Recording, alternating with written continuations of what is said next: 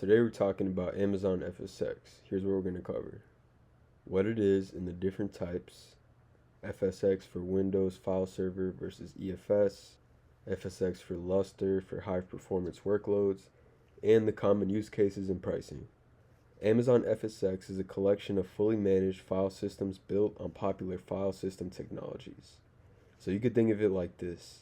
EFS is good if you need shared Linux file storage, but if you need Windows file storage or super fast storage for machine learning, that's where FSX comes in. So there's 4 different types. For Windows file server, for Lustre, for NetApp on Tap, and for OpenZFS. We'll focus on the first 2 since they're the most common. FSX for Windows file server. This is a fully managed Windows file system that supports the SMB protocol and integrates with Active Directory. So you'd use it when you have Windows applications or Windows EC2 instances that need shared file storage. EFS doesn't work because EFS is for Linux only. The key features include that it supports SMB protocol, integrates with Active Directories for user authentication, it supports Windows features like DFS, file level restores and quotas, and it could be accessed from on-premises via VPN or Direct Connect.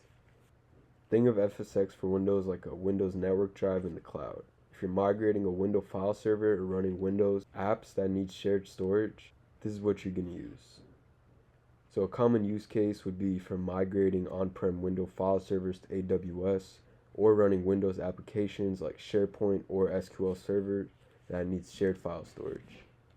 And for FSX for Lustre, it's a high-performance file system designed for compute-intensive workloads. So Lustre is a parallel file system used for things like high-performance computing, machine learning, and big data analytics.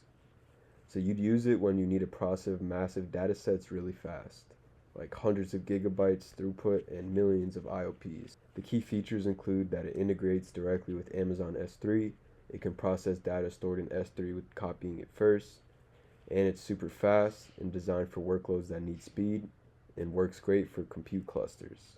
The common use cases are machine learning training on huge data sets, financial modeling and simulations, video rendering and processing, genomics research, and weather modeling. So FSX for Lustre is like a race car for your data.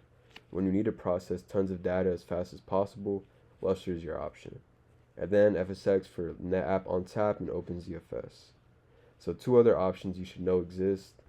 For NetApp on Tap, this is like enterprise file storage with advanced features. It works with both Linux and Windows, and it's good if you're already using NetApp on-prem. And then FSX for OpenZFS is for high-performance file systems for Linux workloads, and it's good for databases and data analytics. So a real-world scenario would be if you were training machine learning models on massive data sets in S3, you would use FSX for Lustre linked to your S3 bucket for fast processing. So the pricing varies by type. For Windows, you pay for storage capacity and throughput, and for Lustre, you pay for storage capacity and deployment type. Both charge per gigabyte month for storage, and there's no upfront costs.